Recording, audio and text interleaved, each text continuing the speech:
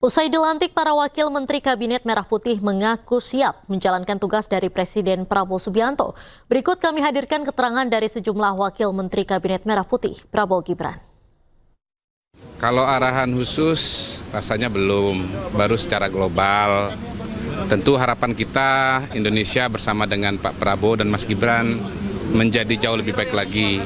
Dan pada arah dan jalan yang tepat menuju Indonesia maju atau Indonesia Emas 2045 gitu. Sudah tahu nanti akan target kerjanya ke depan seperti apa di Sementara saya masih memahami bahwa dalam posisi saya sebagai wakil KSP ya mendampingi Bapak Kepala Staf Kepresidenan mengawal program-program pemerintahan. Kita tahu bahwa programnya Pak Prabowo ini kan targetnya tinggi, timnya juga banyak, tugasnya juga banyak, jadi perlu koordinasi.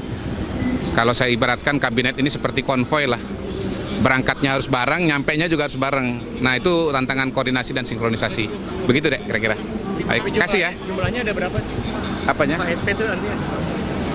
Sementara struktur yang saya tahu kan ada kepala, kemudian ada wakil, lalu dalam struktur yang dulu ada deputi, beberapa deputi, kemungkinan barangkali nanti ada perubahan, desain baru. Yang jelas kan salah satu fungsi deputi sudah berdiri sendiri, fungsi komunikasi ya, PCO. Jadi saya kira nanti kita lihat aja apakah akan keluar kepres baru dari Pak Prabowo untuk KSP yang sekarang.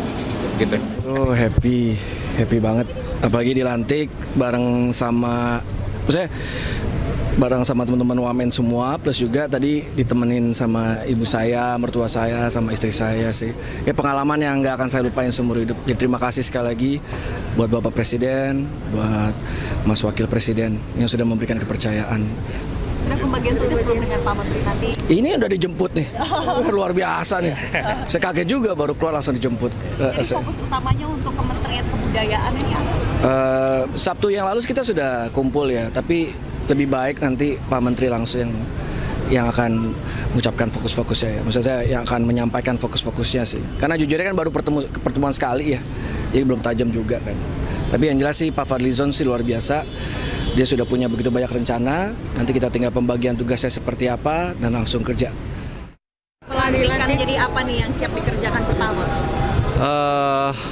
Alhamdulillah udah pelantikan, udah sah, ya itulah mudah-mudahan amanah. Kalau apa yang dikerjakan pertama, ini saya mau ketemu Pak Menteri nih, saya menunggu arahan beliau gitu kan. Tapi kalau dari Bapak Presiden kan yang sebelumnya sudah jelas juga kan arahannya bahwa olahraga harus lebih maju lagi lah, harus lebih concern lagi karena beliau sangat bisa dibilang gila olahraga juga gitu kan. Dan jadi betul-betul untuk nanti ke depannya seperti apa. Belum, saya belum ketemu Pak Dito. Saya nunggu arahan dari beliau. Karena kan Pak Dito kan tadi pagi, terus wamennya kan sore ini, terus habis dari sini baru ke tempatnya Pak Dito. Kerja keras ya Mbak ya, kita harus kerja keras dan saya siap untuk bersinergi dengan Pak Menteri, Pak Budi Santoso untuk menjalankan dan melakukan berbagai macam terobosan di Kementerian Perdagangan. Kami menyadari bahwa ada berbagai macam permasalahan. Kemarin Pak Presiden juga telah menyampaikan bahwa pada dasarnya komoditas kita harus bisa berdaya saing dengan impor. Itu salah satunya. Lalu kemudian terkait perdagangan luar negeri yang tidak kalah penting adalah bahwa negara Indonesia punya beberapa kerjasama namanya CEPA ya, Comprehensive Economic Partnership Agreement di beberapa negara yang masih harus ditindaklanjuti. Kebetulan saya sebelum di sini menjabat sebagai anggota DPR RI di BKSAP, kami mengawal dalam berbagai kunjungan kerja kami dengan dengan beberapa negara untuk mendorong bagaimana kedua negara bisa bekerja sama.